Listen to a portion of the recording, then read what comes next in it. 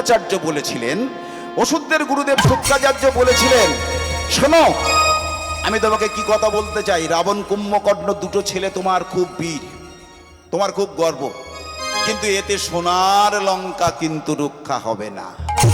একটা ধর্মপরায়ণ সন্তানের প্রয়োজন।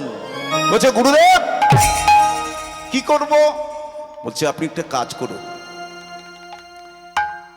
রাজা দশরথ পুষ্টেচ্ছি যজ্ঞ করছে, তোমরা তো রাক্ষস, অনেক মায়াবিদ্যা জানো, মায়ার রূপ ধরে, ছোট্ট একটা চড়ুই পাখির রূপ ধরে সকলার চোখে ভেলকি দিয়ে ওই পুত্রেষ্টি যজ্ঞের চরু যদি তুমি খেতে পারো, তাহলে তোমার গর্ভে কিন্তু একটা ধর্মপরায়ণ সন্তানের জন্ম হবে।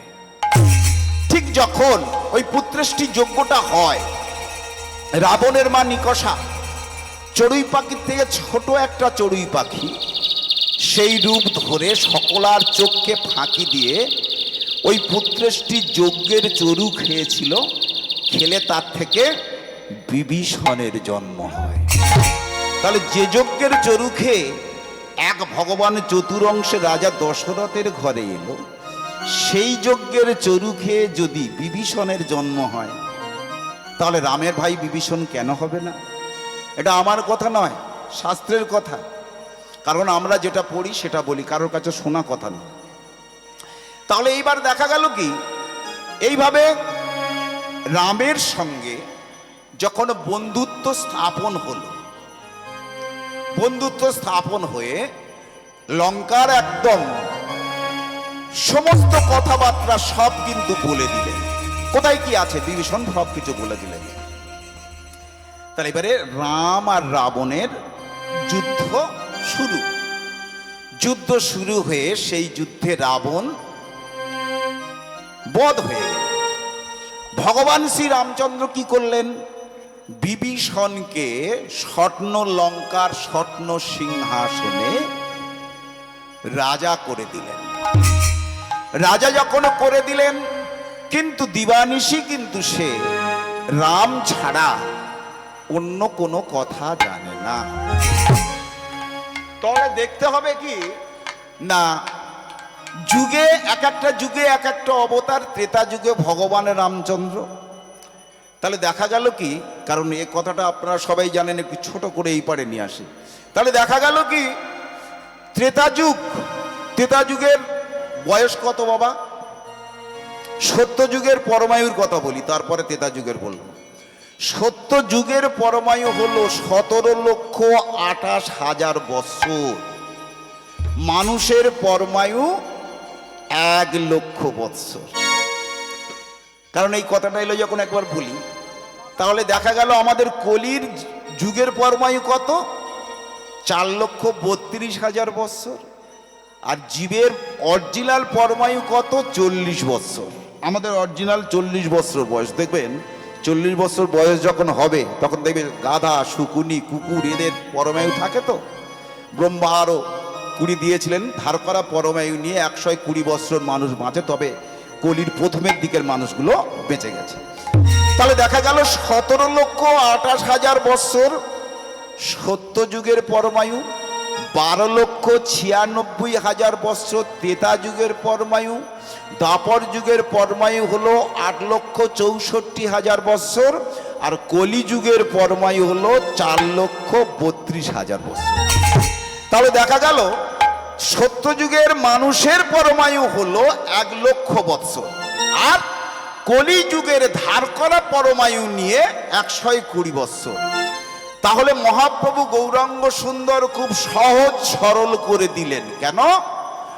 কি সরল করে দিলেন? মহাপ্রভু বললেন, যদি কেউ যত্ন সহকারে ভক্তি ভরে যদি একবার হাত তুলে যদি হরিবোল বলতে পারেন, তাহলে দেখবেন ওই 1,00,000 বৎসর সত্য যুগের মানুষ ভজন সাধন করে যে পারমার্থিক সম্পদ সৃজন করেছেন, আয়ত্ত করেছেন, কলির জীবের পরমায়ু কম। আমি বলি কলির যুগের এই আশীর্বাদ করি, তারা যদি একবার যদি হাত তুলে হরিবোল বলে, সত্য যুগের মানুষের 1,00,000 বৎসর ভজন সাধন করে যে পারমার্থিক সম্পদ, যে পুণ্য সঞ্চয় করেছে, কলির জীব একবার হাত তুলে বললে তার চেয়ে বেশি হবে। নিতাই তাহলে এবার দেখা গেল দেখতে দেখতে বাবা ভগবান রামচন্দ্রকে বিভীষণ তো স্বর্ণ লঙ্কার স্বর্ণ সিংহাসনে বসলেন। বসার পরে কি হলো? বসার পরে কি হলো? দেখতে দেখতে ত্রেতা যুগ শেষ হয়ে গেল। 12,96,000 বৎসর শেষ হয়ে গেল। শেষ হয়ে যাবার পর ভগবান শ্রী রামচন্দ্র বৃন্দাবনে কৃষ্ণচন্দ্র হয়ে জন্মগ্রহণ করলেন। কিন্তু ভগবান শ্রী রামচন্দ্র বিভীষণকে অমর বরদান করলেন, যতদিন এই পৃথিবী থাকবে ততদিন তুমি অমর। এই বরদান করার পর অনাদিরাদি গোবিন্দ তার দেহত্যাগ, মানে রামচন্দ্র যে দেহত্যাগ করার পরে তারপরে কৃষ্ণচন্দ্র হয়েছেন, তখনই কিন্তু বিভীষণ দিবানিশি কাঁদে, রাম রাম রাম রাম বলে কাঁদে। কেমন ভাবে কাঁদে? ভজরে ভাইয়া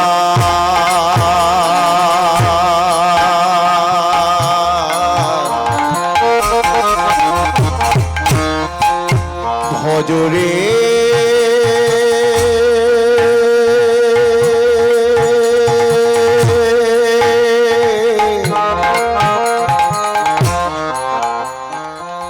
ভজরে ভাইয়া রাম গোবিন্দ হরে। ভজরে ভাইয়া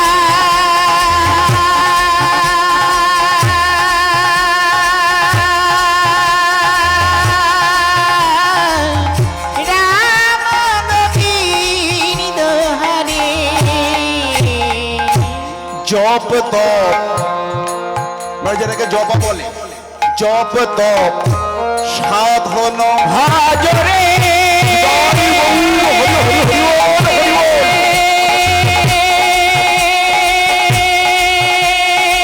ভজরে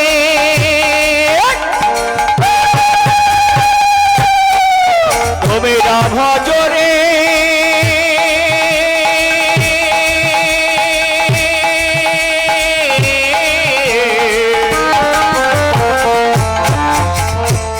ভজরে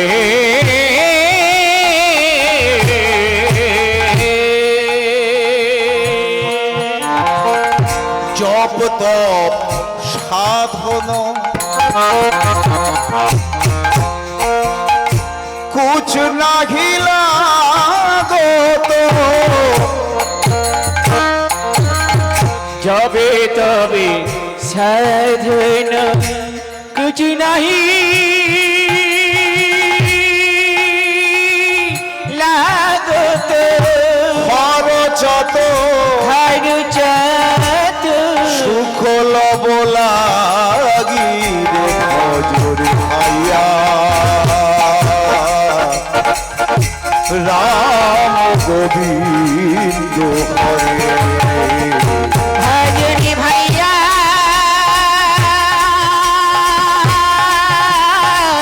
রাম গোবিন্দ জয় গোবিন্দ হরি হরি বল, ভজরে ভাইয়া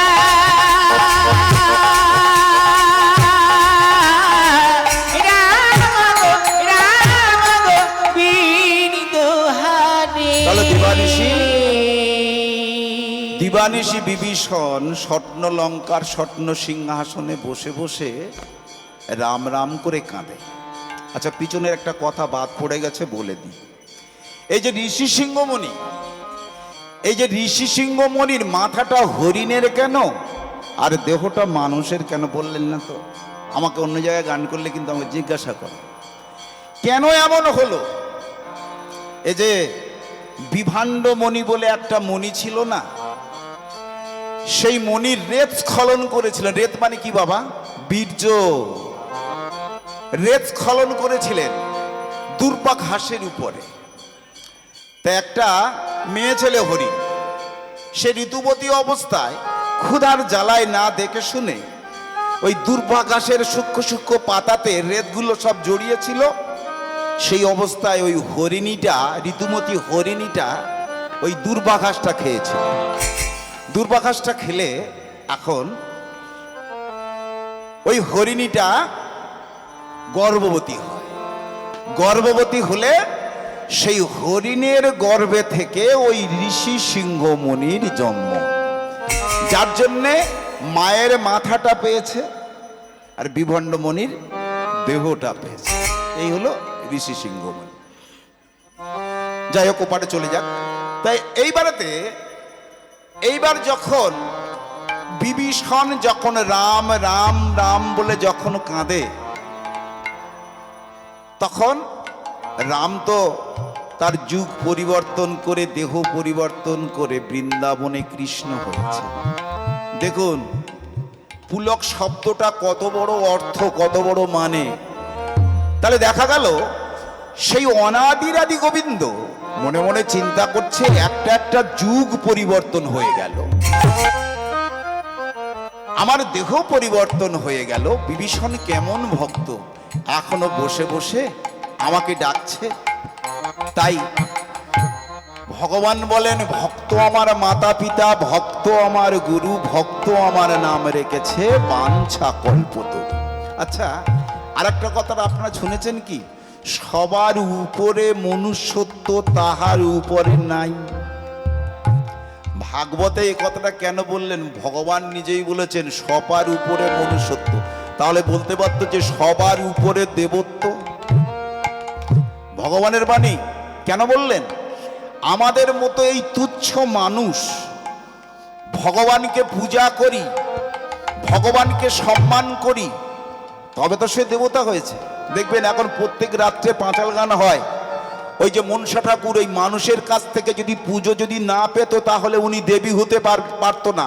চাঁদ সদাগরকে সপ্তডিঙা অষ্টডিঙা সব ডুবিয়ে দিয়েছিল, কিন্তু শেষে ঘৃণার স্বরে বাম হাতে অন্যদিকে ঘুরে ফুল দিয়েছিল। তাতেই কিন্তু মনসা কিন্তু দেবী রূপে পরিচিত। যার জন্য অনাদির আদি গোবিন্দ বলেছেন যে সবার উপরে মনুষ্যত্ব তাহার উপরে নাই। এই মানুষ কিন্তু একটু আধটু জিনিস নয়। তাহলে দেখা গেল কি, এইবারে অনাদির আদি গোবিন্দ কি করলেন, তিনি একটা মাছি রূপ ধরলেন, যেটাকে ভালোবাসায় বলা হয় মক্ষিকা রূপ। সেই রূপ ধরে উঠতে উঠতে যে স্বপ্ন খাট পালঙ্কের উপরে সরমা, স্ত্রী সরমা এবং বিভীষণ শয়নে রয়েছেন, ঠিক সেইখানে গিয়ে কটন কুহরে বলে উঠলেন, ভোরের সময় বলে উঠলেন, বিভীষণ বিভীষণ, কে কে আপনি আমাকে ডাকছেন? বিভীষণ, আমি কৃষ্ণ। কৃষ্ণ? আমি তো কৃষ্ণকে চিনি না। আমি চিনি আমার পরম আরাধ্য ভগবান শ্রীরামচন্দ্রকে। তখন বললেন, বিভীষণ, যুগ পরিবর্তনের সঙ্গে সঙ্গে দেহ পরিবর্তন করে আমি বৃন্দাবনে কৃষ্ণচন্দ্র হয়েছি। এসো বিভীষণ, বৃন্দাবনে ভক্ত আর ভগবানের মিলন হবে, ভক্ত আর ভগবানের মিলন হবে। সকাল যেই না হয়েছে, রাবণের যে পুষ্পক রথ, সেই পুষ্পক রথ সুসজ্জিত করে কোথায় যাবেন বিভীষণ? বৃন্দাবনে, যে ভগবান রামচন্দ্র তার দেহ পরিবর্তন করে কৃষ্ণচন্দ্র হয়েছেন, বন্ধু কৃষ্ণের সঙ্গে আলিঙ্গন করার জন্যে পুষ্পক রথ সাজিয়ে চলেছে। দেখুন কেমন ভক্তিবান। মীরার ভজন গাইতে গাইতে, মীরার ভজন গাইতে গাইতে বিভীষণ যাচ্ছে, কত বড় ভক্তিবান দেখুন। চলো মন গঙ্গা যমুনা রতি, চল মন গঙ্গা যমুনা রতি। আমি অনেক ছোট্টবেলা থেকে ক্লাসিক গান করতাম বা টিউশনি করতাম গানের। তবে এখন দেখেছি যারা অনেক নাম করা শিল্পী হয়ে গেছে, বিশেষ রবীন্দ্রসঙ্গীত আর নজরুলগীতিকে সময় কভার, কিন্তু টাকার ভান্ডারটা অনেক বেশি। কিন্তু কীর্তনটা শুধু রবীন্দ্রসঙ্গীত আর নজরুলগীতি নয়, এটা আলাদা জিনিস। এখন তো কীর্তন, আসল কীর্তনটা বন্ধ হয়ে গেছে। আমার প্রথম গুরুদেবের কথা বলবো, আপনাদের কাছাকাছি বাড়ি, নারায়ণ ওস্তাদির ছেলে যিনি গুরুপদকে চেনেন, নারায়ণ ওস্তাদ করেন, ওনার ছেলে গুরুপদ, মানে শিবানন্দ যে বাউল গায়, ওর বাবা আমার গুরুদেব। তবে একটা কথা বলছি, আপনারা বুঝতে পারছেন, আমি কিন্তু কীর্তন লাইন থেকে তত্ত্ব লাইনে এসেছি। এটা কোনো বড় কথা নয়। কোনো তত্ত্ব শিল্পীরা আমি যেভাবে গানগুলো গাইছি, যেভাবে ফেলছি, তারা গাইতে পারবে না। তারা তো শুধু কথা শিখেছে, কিন্তু আমরা কীর্তন কমপ্লিট করে এসে তবে কিন্তু তত্ত্ব লাইনের মধ্যে প্রবেশ করেছি।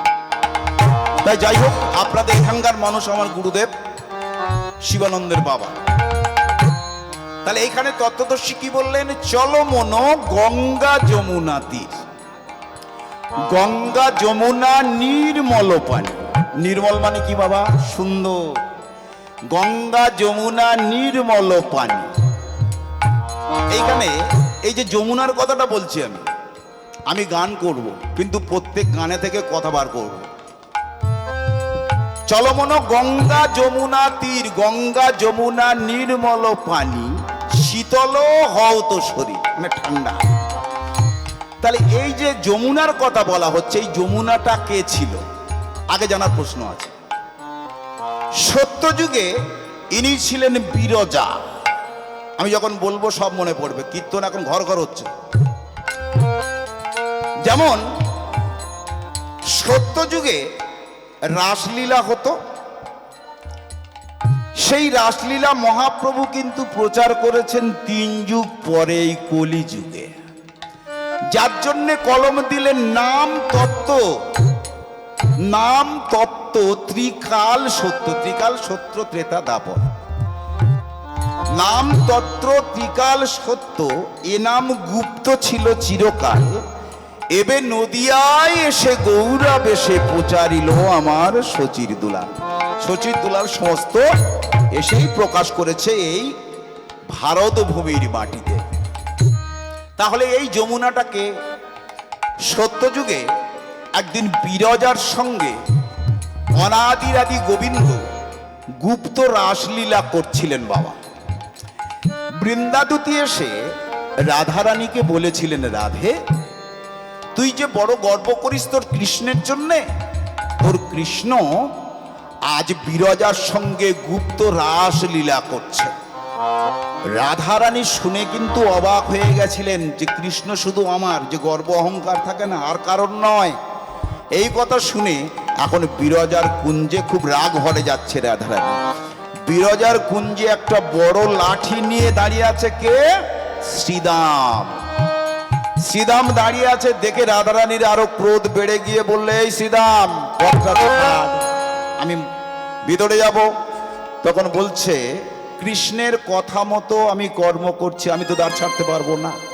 অনেক অনুনয় বিনয় করলো, যখন দ্বার ছাড়লো না, রাধারানী শ্রীদামকে অভিশাপ দিলেন, তুই অসুর কুলে জন্মগ্রহণ করি। যে সতী তুলসীর সঙ্গে বিয়া হয়েছিল শঙ্খচূড়, তুই শঙ্খচূড় অসুর হবি। তখনই রাধারানী অভিশাপ দিয়ে যখন দাঁড়িয়ে আছে, শ্রীদাম বললেন, শোনো মা, মাতৃজ্ঞানে তোমাকে ভালোবাসি, তোমার অভিশাপ তো মিথ্যা হবে না, কারণ তুমি রাধারানী, তুমি স্বয়ং লক্ষ্মী। তবে আমার অভিশাপটা একটু শোনো গো জননী। 100 বৎসর কৃষ্ণ ছাড়া হয়ে কৃষ্ণ বিরহের কি যন্ত্রণা, কি জ্বালা তুমি বুঝতে পারবে। ঠিক এমতো সময়ে এখন কুঞ্জের ভিতরে শ্রী গোবিন্দ বিরজাকে বলছে, বিরজা ধরা দিলে তো হবে না, কারণ রাধারানীর কাছে ধরা দিলে আমার খুব শাস্তি পেতে হবে। তাই তুমি তড়িঘড়ি একটা কাজ করো, তুমি জল হও, মানে জল হও।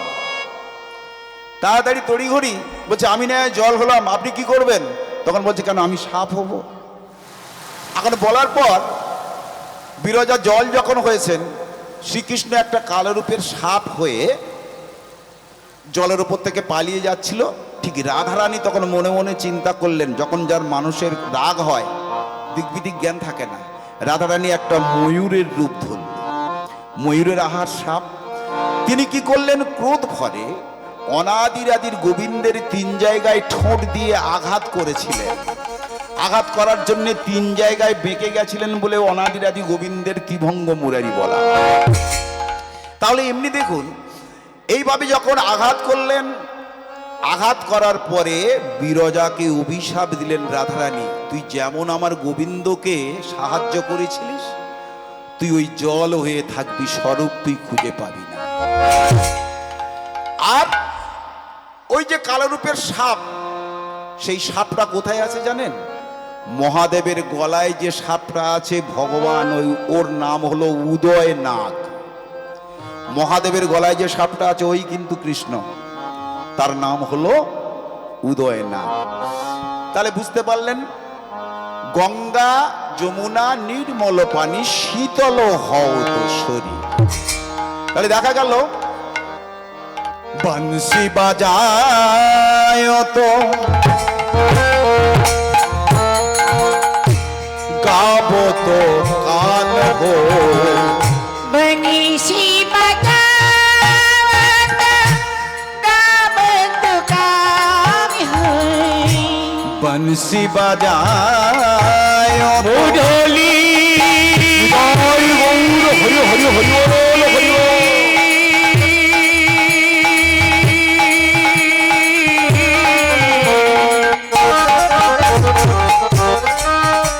मुरली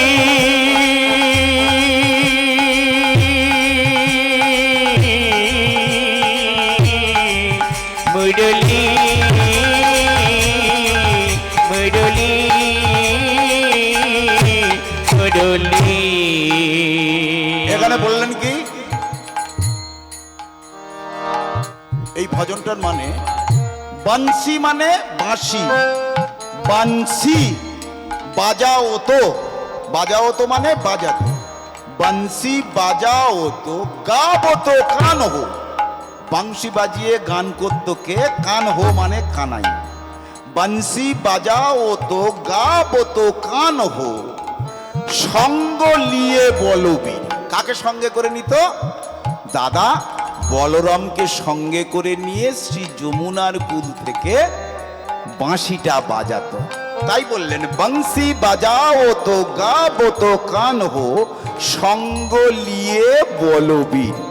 আচ্ছা, এখানে আমার মায়েরা আছেন, আচ্ছা আপনাদের যারা একটু অবস্থাপন্ন মা বলবেন, আজ আপনাদের ঘরে কৃষ্ণ ঠাকুর তো আছে মা? ও আছে। কৃষ্ণ ঠাকুরের হাতে কি দেন? বাঁশি দেন? বাঁশি দেন তো? সোনার বাঁশি দেন না রূপোর বাঁশি দেন?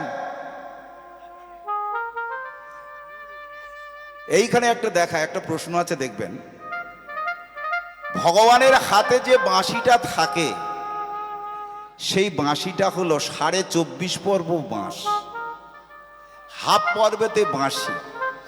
যেমন 9 পর্ব ধনু হলেন শ্রী বিষ্ণুর ধনু, সপ্তপর্ব ধনু হলেন মহাদেবের, চতুর্থ পর্ব হলো হংসবর অর্থাৎ ব্রহ্মা, আর 4 পর্ব হলো যমের ক্রোধদণ্ড, থাকে হাফ পর্ব, তাতে বাঁশি।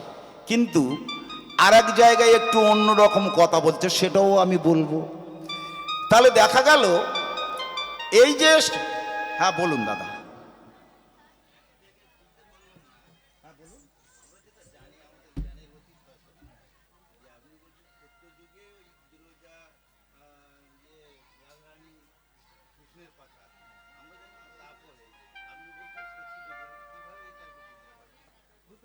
ভাগবতে স্পষ্টভাবে লেখা আছে, ভাগবত আমরা যেটা নিজে চোখে দেখি, কারণ তা শোনার কথা। সত্য যুগে বিরজ আছে, সত্য যুগে বিরজ আমরা এতেও তো দেখি, তারপরেতে হচ্ছে যমুনা, হ্যাঁ তারপরে যমুনা, তারপরে কিন্তু বিরজ আছে যমুনাতে এই সাপ হয়ে গিয়েছিল, এটা তো আমরা এতদিন কীর্তনে শুনে আসছি। ভাগবত দেখবেন পাবেন।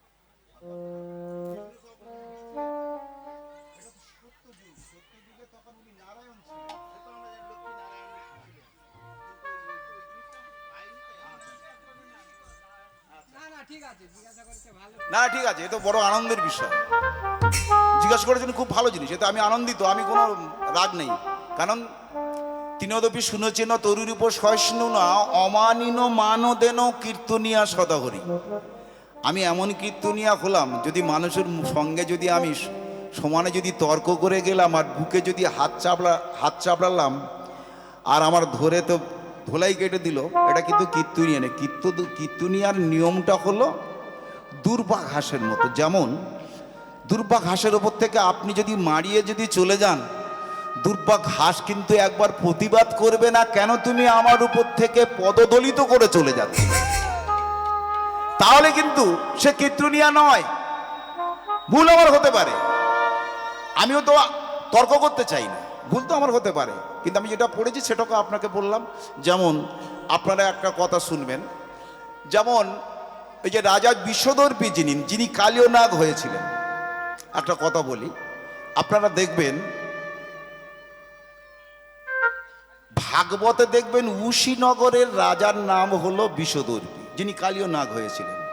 আর ভারতে দেখবেন চন্দ্রবংশের রাজা চন্দ্রধ্বজ, ভারতে দেখবেন, যারা ভারত পড়েন দেখবেন চন্দ্রবংশের রাজা চন্দ্রধ্বজ, তিনি কালীয় নাগ হয়েছিলেন। এখন শাস্ত্রগ্রন্থটা এমন একটা পজিশনে আছে, এক্ষুনি একটা কথা আপনি যখন আমাকে বলেছেন, আমি ফের উল্টো একটা কথা, মানে উল্টো দিক থেকে বলছি। যেমন আমি রামায়ণ থেকে বলেছি, অদ্ভুত রামায়ণ থেকে বলবো, হয়তো আপনাদের এখানে অনেক বড় বড় শিল্পী আসে, তারা হয়তো বলে গেছে, যদি যায় তাহলে আপনি বলবেন, আমি বাদ দিয়ে দেবো। তত্ত্বদর্শী এখানে কি বলে আমি এটা বলিনি। তাহলে এখানে দেখা গেল কি, না বাবা যে প্রশ্নটা করেছেন আমি খুব খুশি, খুব আনন্দিত। কারণ প্রয়োজনে আমি আরো খুঁজে দেখব, বাবা যে কথাটা বলেছে আমি আরো ভালোভাবে নিরীক্ষণ করব বইটা। আমি কারোর সঙ্গে তর্ক করতে চাই না। উনি বাবা, আমি ছেলে হয়ে যদি বাবার সঙ্গে যদি তর্ক করি, তাহলে সে ছেলের কোনো মান সম্মান কোনোদিন থাকে না।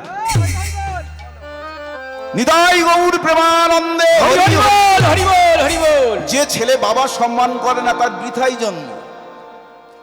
তাহলে উনি আমার বাবার বয়সে, ওনার কথাটা আমি মেনে নিলাম। তাহলে এখানে দেখা গেল তত্ত্বদর্শী বলছে, বংশী বাজাও তো গাবো তো কান হো সঙ্গ লিয়ে বলো। তাহলে এইখানে আর আমি কথা বাড়াচ্ছি না। এইখানে আপনারা জানবেন, আপনাদের ঘরে নিশ্চয়ই আপনারা হিন্দু সনাতন ধর্মের মানুষ, আমাদের ঘরে কৃষ্ণ ঠাকুর আছে। অনেক অবস্থাপন্ন মানুষের বাড়িতে কি হয়, কৃষ্ণের হাতে সোনার বাঁশি দেয় বাবা। এবার মধ্যবিত্ত মানুষ হলে তারা শখ করে রূপোর বাঁশি দেয়। কিন্তু আমার কথা নয়, শাস্ত্রের কথা। ভগবান নিজেই বলেছেন, আমি ওই সোনার বাঁশি ভালোবাসি না আর রূপোর বাঁশি ভালোবাসি না। আমি ভালোবাসি এই বাঁশের বাঁশিটা, এই বাঁশের বাঁশিটা ভালোবাসি। তো এই বাঁশের বাঁশিটা ত্রেতা যুগে কার হাতে ছিল, কি নাম ধরেছিল? ত্রেতা যুগে শিবের হাতে ছিল 7 পাউ বাঁশের ধনু, যেটা হলো হরধনু। শিবের আর এক নাম হর। শিবের হাতে 7 পাউ বাঁশের যে ধনুটা ছিল, শিবের এক নাম হর, তাকে হরধনু বলা হতো। সেই হরধনু কিন্তু এই বাঁশিটা হয়েছে। কি করে হয়েছে এর তত্ত্বটা দেখুন। যদি কেউ জানেন আমার চেয়ে ভালো আমাকে বলবেন, তার কাছ থেকে আমি নিয়ে নেব। আমার কোনো দুঃখ নেই, আমি যাবৎ বাঁচি তাবৎ শিখতে চাই সকলের কাছ থেকে, এইটাই আমার আনন্দ। তাহলে দেখা গেল কি, এই যে বাঁশিটা হরধনু ছিল, হর মানে মহাদেব। আর শিবের শিষ্যর নাম কি ছিল? পরশুরাম, যিনি দমদগ্নি বাবা আর মা রেণুকা মা। বাবার কথায় রেণুকাকে শিরচ্ছেদ করেছিলেন পরশুরাম। তাহলে জানবেন, সেই পরশুরাম একদিন ভগবান শিব মানে গুরুদেব হয়, গুরুদেবের কাছে এসে বলছে, গুরুদেব আমি অনেক দিন থেকে একটা কথা আপনাকে বলবো বলে কিন্তু সাহস পাচ্ছি না। তো বলছে, বাবা তুমি তো শিষ্য ছেলে, মানে আমার ছেলে, তা তুমি বলো তুমি কি কি জিনিস তোমার জানার দরকার। বলছে যে তোমার হাতে যে ধনুটা আছে ওই ধনুটা আমাকে দেবে। শিষ্য পরশুরাম গুরু ভগবান শিব শঙ্করকে বলছে। শিব শঙ্কর বলে, অবশ্যই দেব বাবা তোমাকে, তবে এখন তো আমি দেব না, কারণ কল্ল প্রভাতে গঙ্গা স্নান করে শুদ্ধ হয়ে আসবে, আমি তোমাকে এই হরধনুটা তোমাকে দেব। তাই এবার পরশুরাম ভালো করে গঙ্গা স্নান করে শুদ্ধভাবে এখন তার পরের দিন আসছে। আর এদিকে দেখবেন ভোলা মহেশ্বর হলো এই কথা বলে তো একটুখানি পরে ভুলে যায়। তা সে যেদিন আসতে বললেন, শিষ্যকে যেদিন আসতে বললেন, সেদিন কি হলো জানেন? সেই দিন তার ছেলে গণেশকে বলল, বাবা গণেশ, বলো। তোর মার আমি পালঙ্কের উপরে ঘুমাচ্ছি, যদি কেউ এসে ডাকে তাহলে যেন ভেতরে যেন না প্রবেশ করতে পারে। পরশুরামকে কিন্তু আসতে বলে কথা বন্ধু ভুলে গেছেন। গাঁজা ভাং খায় তো, শ্মশানে মশানে পড়ে থাকে।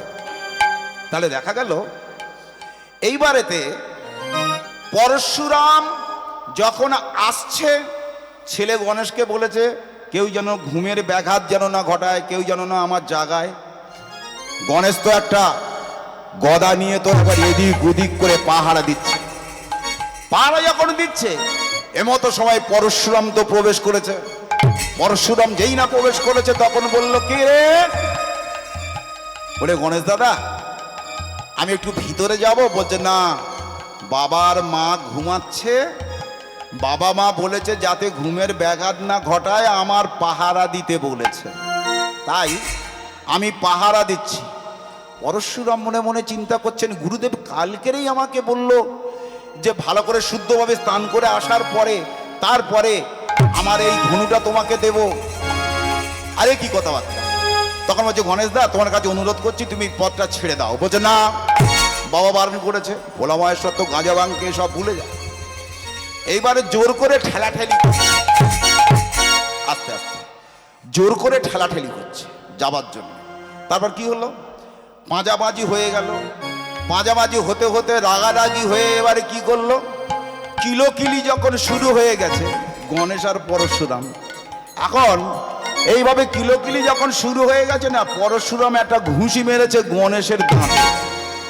দেখবেন আপনাদের কোনো যদি মা দুর্গাপুজোর সময় দেখবেন যে গণেশের একদিকে দাঁত হাফ ভাঙা, লক্ষ্য রাখবেন, গণেশের হাফ দাঁত ভাঙা। তাহলে পরশুরাম এমন জোরে একটা আঘাত করেছে মুখে, গণেশের হাত দাঁত ভেঙে গেছে। যখন ভেঙে গেল তখন কি হলো? রক্ত তো একেবারে নদী নাল হয়ে যাচ্ছে, চিৎকার করে উঠেছে। মা পার্বতী মনে মনে চিন্তা করলো, আমার ছেলে কেন কাঁদছে এমন ভাবে? মায়ের প্রাণ, যদি কোনো সন্তানের যদি কিছু হয় মায়ের সবচেয়ে বুকে বেশি বাজে। তাই মা পার্বতী ছুটতে ছুটতে এসে দেখে গণেশের রক্তে দেহ লাল হয়ে গেছে। কি হয়েছে? তখন বলল, পরশুরাম আমার মেরে এই দাঁতটা ভেঙে দিয়েছে, অভিশাপ দিতে যাবে। এমতো সময়ে কি করলেন?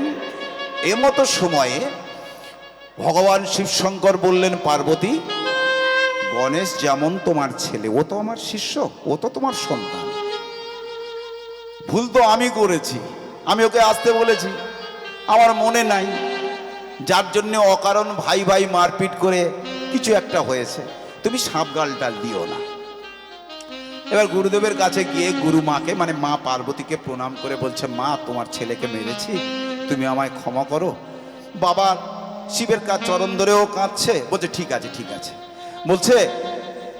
বলছে তাহলে আপনি আমার তো আজকের আসতে বলেছেন, আপনার ওই ধনুটা দেবেন বলে, যেটাকে হর ধনু বলা হয়, হর মানে মহাদেব। তখন বলছে, হ্যাঁ তোকে তো আসতে বলেছি। এই কথা বলে এখন মহাদেব এখন সপ্তপর্ব যে ধনুটা নিয়ে এখন পরশুরামের কাছে দিল। যখন পরশুরামের কাছে দিয়েছে, পরশুরাম সেই ধনু নিয়ে সমস্ত পৃথিবী উলট পালট করে দিল। এইভাবে ঘুরতে ঘুরতে ঘুরতে ঘুরতে চলে এলেন কোথায়? মিথিলায়, জনক রাজার রাজত্বে। মিথিলায় জনক রাজার রাজত্বে চলে এলেন।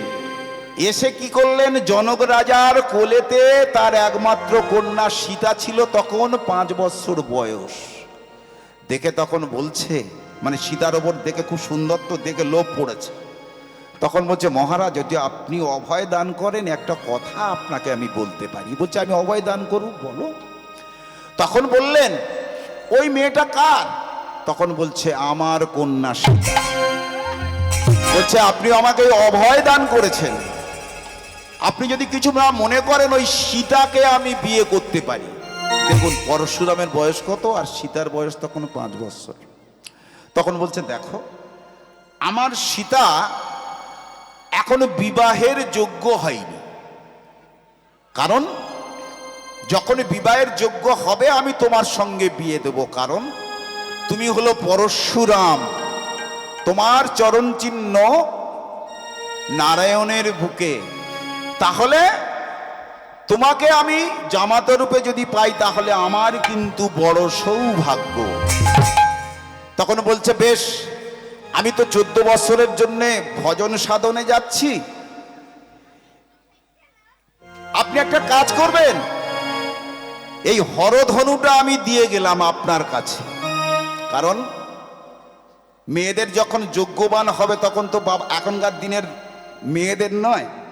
আমরা কি করেছি, আমার নিজের বাড়ি যেটা ঘটেছে, আমার মেয়ে লেখাপড়ায় খুব ভালো, তা ছোটবেলায় বিয়ে দেওয়ার জন্য ওর মামারা খুব চিন্তা করেছিল। আমার মেয়ের লেখাপড়ায় খুব সুন্দর, কারণ আমার বাড়িতে সব বেশিরভাগ হসপিটালের ডাক্তার, চিত্তরঞ্জন ক্যান্সারের ডাক্তার। যদি কারোর ক্যান্সার রোগে আক্রান্ত হন, আমি ফ্রিতে সমস্ত ব্যবস্থা করে দেবো। আমার পরের ভাই শ্রী গোবিন্দ বৈদ্য হাজরার মোড়ে যে চিত্তরঞ্জন ক্যান্সার আছে, ওতে ডাক্তার। আমি ক্যালকাটা পুলিশের চাকরি করতাম, আমি ছেড়ে দিয়েছি গানের জন্য। তাহলে দেখা গেল আমার ছোট ভাই খুব সুন্দর ভায়োলিন বাজায় এবং ভালো তবলা বাজায়, আমাদের সব গান বাজনার সব। তাহলে দেখা গেল ওই পরশুরাম চলে গেলেন 14 বছরের জন্যে ভগবানের ভজন সাধনের জন্য চলে গেলেন। ঠিক যখন 2 বছর হলো, মেয়ে তো বিবাহের যোগ্য হলো, বলে গেল যদি বিবাহের যোগ্য যখন হবে, আপনি যদি বিয়ে দিতে চান তাহলে এই হরধনুটা রেখে গেলাম, এই হরধনুটা যে ভাঙবে তার সাথে তোমার সীতাকে তুমি বিয়ে দিও। কেন এই কথা বললেন মা? এই কথাটা কেন বললেন? এই কথাটা বললেন একটাই কথা, কি ওই হরধনু ভাঙার মতো কিন্তু কারোর অবস্থা নেই, কারোর ক্ষমতা নেই। চারিদিকে ঢেড়া বাজিয়ে দিলেন 2 বৎসর পদে। 2 বৎসর পদে যখন ঢেড়া বাজিয়ে দিলেন, সঙ্গে সঙ্গে কি হলো? এই যে রাবণ, কুম্ভকর্ণ, দন্তবক্রশীল, বড় বড় যত বড় বড় বীর সবাই কিন্তু হাজির হয়েছিলেন মিথিলায়, কারণ ওই হরধনুটা ভাঙলে সীতাকে সে পাবে। হরধনু তো ভাঙা ভালো কথা, হরধনুটাকে নড়াতে পর্যন্ত পারেনি। অদ্ভুত রামায়ণের কথা, অদ্ভুত রামায়ণের আর একটা কথাও আমি বলবো। তাহলে সেই হরধনুটা কেউ নড়াতে পারেনি। এইবার বেশ কিছুদিন পরে বিশ্বমিত্র মুনি রাম এবং লক্ষ্মণকে সঙ্গে নিয়ে এখন নদীর ঘাট, নদীটা পার হলে তারপরে ওই রাজার বাড়ি, জনক রাজার রাজত্ব। এইবার নদীর ঘাটে গিয়ে মাঝিকে বলছে মুনিবর, হে মাঝি, তুমি আমাদের পার করে দাও। তখন বলল, আমি মুনি ঋষিকে পার করাই না। কেন? মুনি ঋষিকে পার করালে পয়সা দেয় না, এমনি পার হয়ে যায়। তা মুনি অনেক কাকতি মিনতি করার পর ভগবান রামচন্দ্র পিছনে ছিল, যেই না সামনের গোড়ায় এসে সঙ্গে সঙ্গে তার স্ত্রী নৌকায়তে ছিল। সে বলে উঠল, স্বামী, এই মাথায় বজ্রপাত হওয়া লোক, এইটা মাথায় বজ্রাঘাত ফেলে, এই তুমি যদি পার করো ওই দুজনকে পার করো, এই কালো লোকটাকে পার করো, মানে রামচন্দ্রকে পার করো না। এই কালো লোকটা যেমন ওর রূপ কালো, ওর গুণ কালো, কারণ ওই লোকটাকে পার করা যাবে না। কেন? ওই লোকটা যদি আমার নৌকায় যদি পা দেয়, আমার নৌকাটা যদি মানুষ হয়ে চলে যায়। কেন এ কথা বললেন? এই যে ভগবান রামচন্দ্র, অহল্যা যখন পাষাণ হয়েছিল, ভগবান রামচন্দ্র 60 বৎসর পর যখন সেই পাষাণ শিলার উপরে ভগবান রামচন্দ্রের পদস্পর্শ হয়েছিল, অহল্যা পাষাণ মুক্তি হয়ে মানব হয়ে চলে গেছিল। সেই জন্য বলছে সকলকার পার করব, কিন্তু ওই কালো লোকটাকে পার করাবো না। ভগবান রামচন্দ্র লক্ষণকে বলছে, লক্ষণ রে, যখন এই বনের মধ্যে থেকে যখন আসি না, তখন একটা ভেক, মানে একটা ব্যাঙ, একটা ভেকের গার উপরে আমার চরণ পড়েছিল, মানে পাটা পড়েছিল। কেন? আমার শরীরটা কালো আর সাপের গা কালো। তাই ভেকটা মনে মনে চিন্তা করলে, এই বুঝি আমার সাপে ধরে। সে তাড়াতাড়ি লাফিয়ে লাফিয়ে গিয়ে গর্তের মধ্যে ঢুকলো। এই মাঝির তাই হয়েছে। কত যোগী ঋষি মনীন্দ্র ফণীন্দ্র ঘর বাড়ি ছেড়ে বন জঙ্গলে পাহাড়ের গুহায় আমার ভজন সাধন করে যে চরণ পায় না, সেই চরণকে কত কলঙ্কিত করছে দেখো। তখন ভগবান রামচন্দ্র বললেন, দেখো, আমার চরণ লেগে তোমার কাঠের নৌকাটা মানুষ হয়ে যাবে না। আমি কথা দিলাম, পার করিয়ে দাও। তখন মাঝি স্ত্রী করলো কি, দুটো ধুতি ছেঁড়া ছিল না নৌকার মাথায়, সেই দুটো ধুতি ছেঁড়া নিয়ে এসে আজকের কি করলো গো, ভগবান রামচন্দ্রের পা দুটো ভালো করে জড়িয়ে দিয়ে দুই স্বামী স্ত্রীতে উঁচু করে নৌকায় বসালেন। আর সেই মাঝি স্ত্রী পাটা বুকে জড়িয়ে ধরলেন, কারণ ওই পাটা যদি বাই চান্স কোনো রকমের কাপড় খুলে গিয়ে যদি কাঠের গায়ে লাগে, নৌকাটা তাহলে মানুষ হয়ে চলে যাবে। মানুষে যদি চলে যায় তাহলে তো আমাদের পেটের আহার জুটবে কি করে। তাই এইভাবে কি করলেন, এখন এপার থেকে ওই পারে পার করিয়ে দিলেন। ভগবান রামচন্দ্র মনে মনে চিন্তা করলেন যে মাঝি পার করিয়ে দিলে তার কিন্তু পারের কড়ি দিতে হয়। আমরা তো পুরো ভিখারির বেশে এসেছি, যাতে কেউ না চিনতে পারে। তাই ঠিক মিথিলার কাছাকাছি গিয়েই মুনিবর বলছে, রাম, পার হলে পারের কড়ি দিতে হয়। তুমি মাঝিকে কিছু পারের কড়ি দিলে না? তখন বলছে, গুরুদেব, অবশ্যই পার হলে পারের কড়ি দিতে হয়। সঙ্গে সঙ্গে বললেন, গুরুদেব, আমি কেমন পারের কড়ি দি দেখো। সঙ্গে সঙ্গে কি বললেন, বলে, ওরে মাঝি, তোকে আমি কি দেব? তোর কাঠের তরি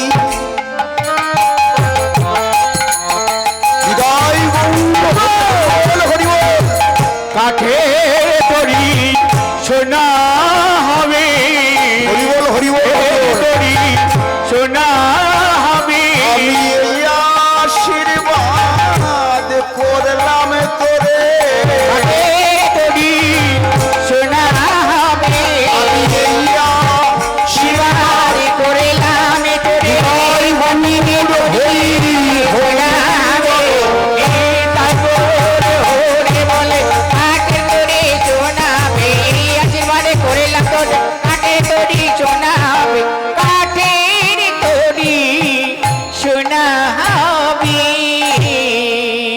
ভগবান রামচন্দ্র একদম মিথিলার কাছে গিয়ে কেন এই আশীর্বাদটা করলেন? কাছাকাছি থাকলে ওই মাঝি আর মাঝির বউ এসে পায়ে ধরে কান্নাকাটি করবে, চিনতে পারবে।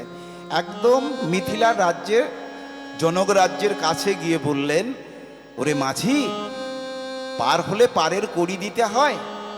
তা আমি তো মানে ফ্রি পয়সায়, মানে এমনিতে পার হয়েছি, তোকে কি দেব? তোর কাঠের নৌকাটা সোনা হয়ে যাক। তাহলে কি হলো? দেখতে দেখতে কি হলো? আজ দেখিতে দেখিতে তরি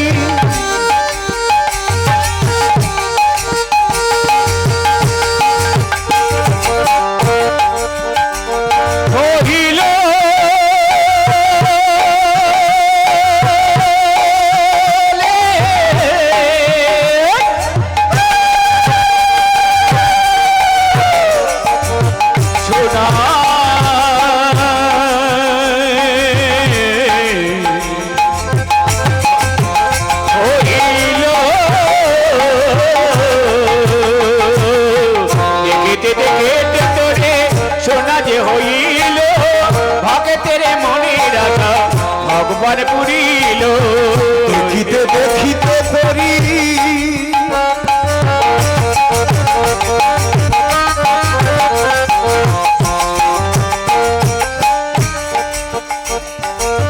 সোনা যে হইল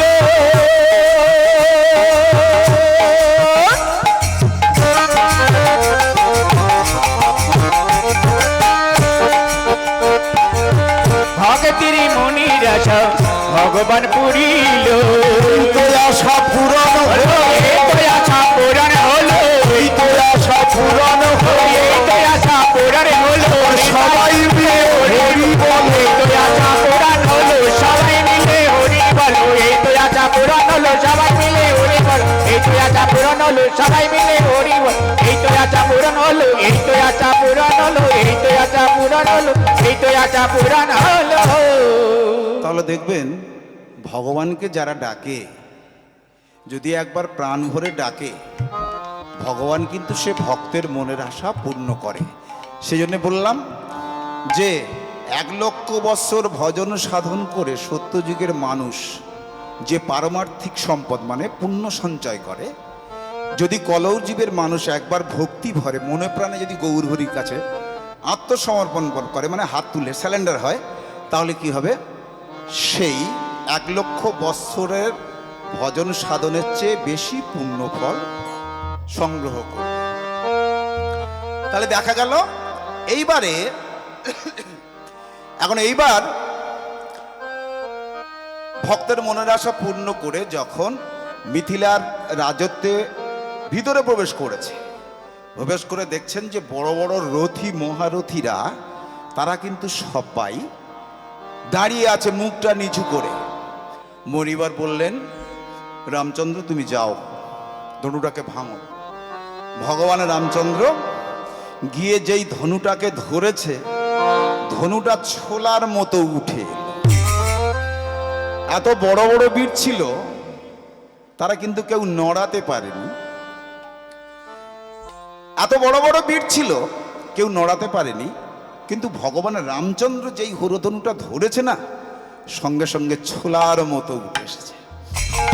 আবার ছোলার মতো যেই না উঠেছে, ভগবান রামচন্দ্র এইবার চাপ দিচ্ছে ভাঙার জন্য।